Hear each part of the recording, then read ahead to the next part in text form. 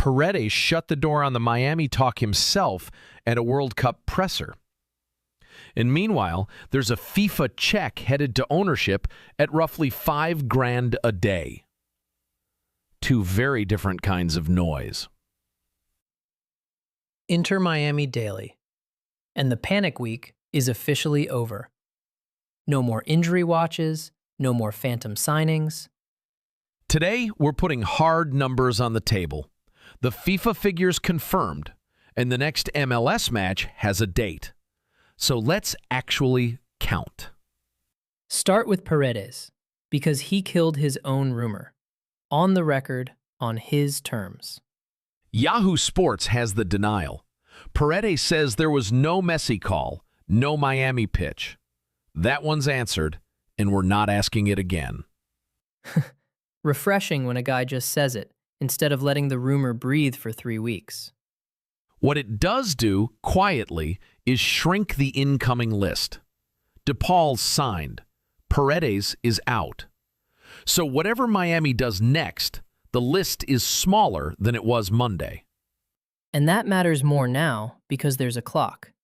The schedule snapshots got the next MLS game on July 22nd against Chicago Fire at New Stadium. World Cup Finals July 19.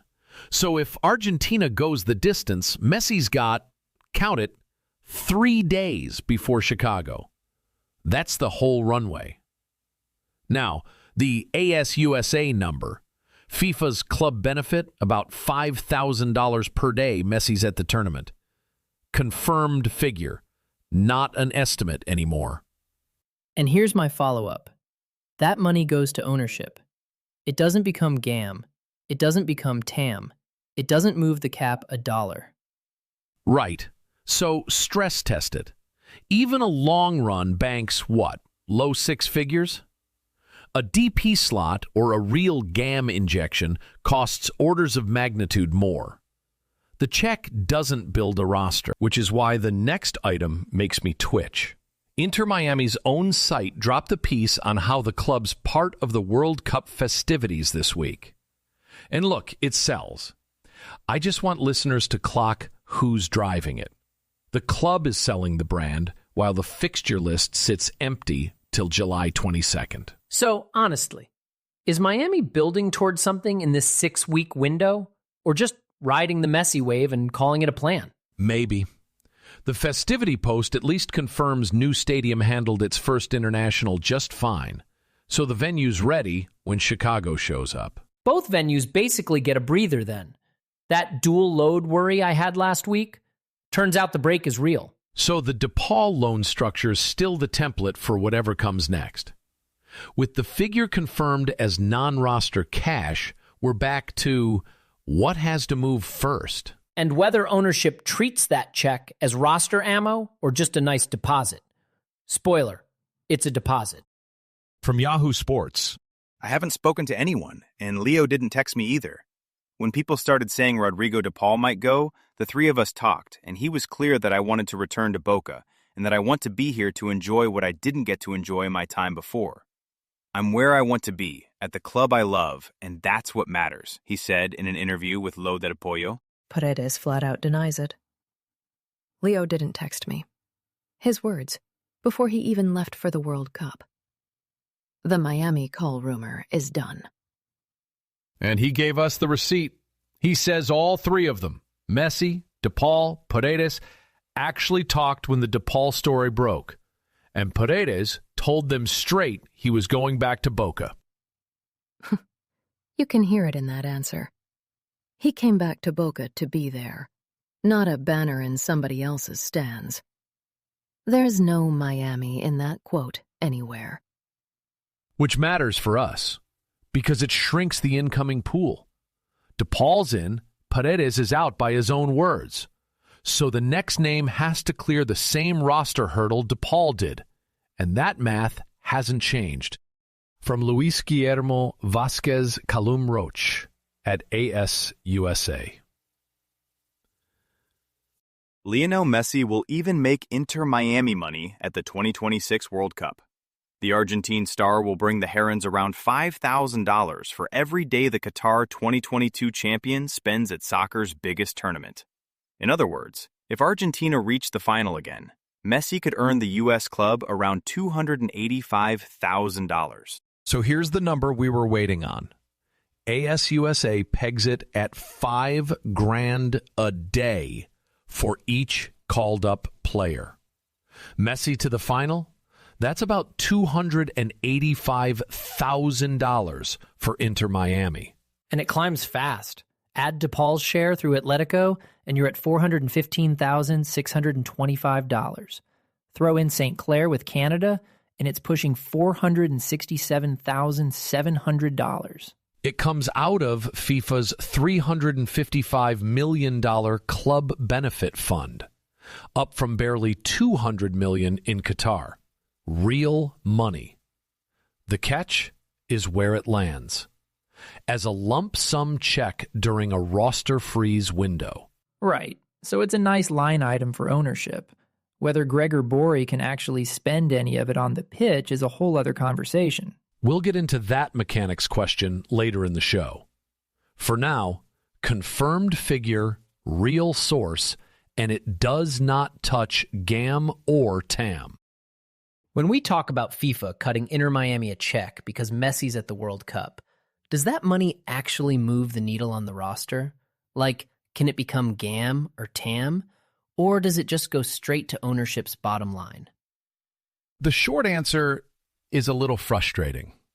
It goes to the club, not straight into the roster tools MLS fans actually care about.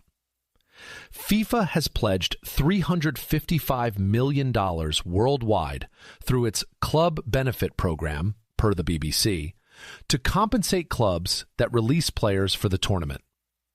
Miami's cut depends on how long Messi stays active.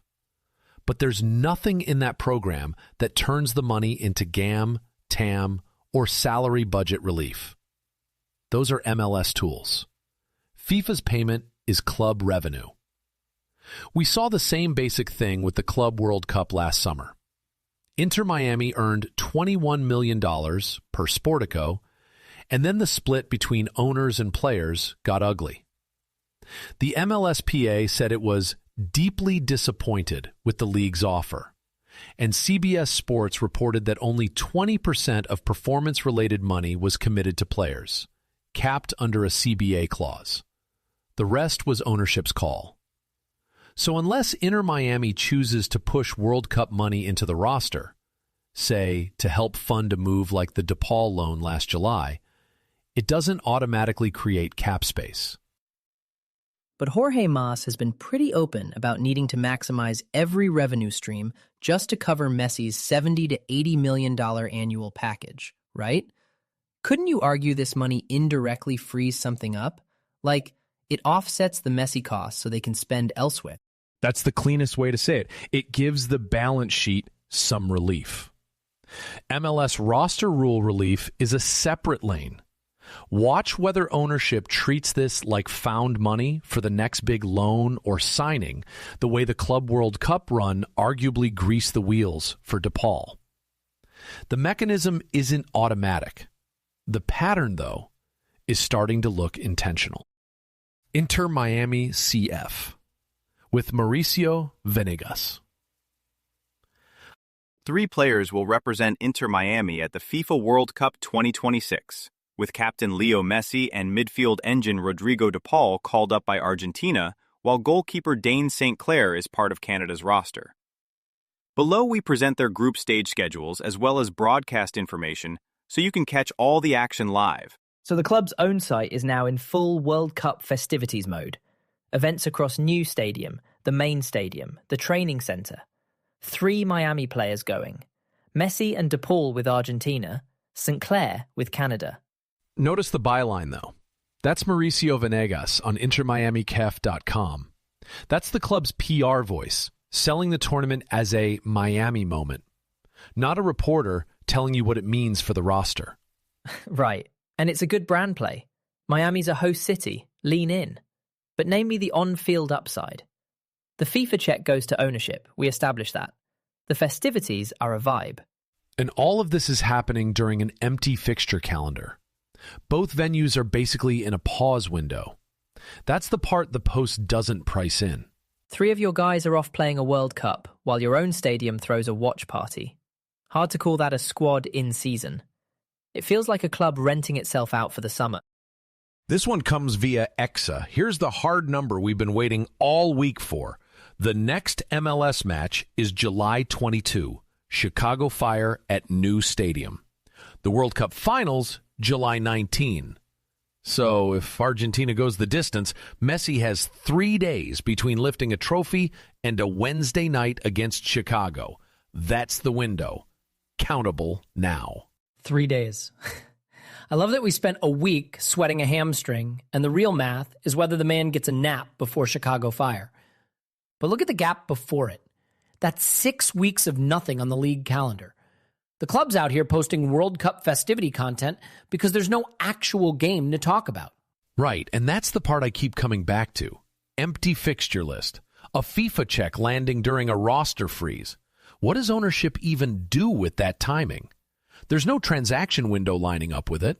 So the money's real, the calendar's empty, and after that denial we just heard, Paredes is off the board.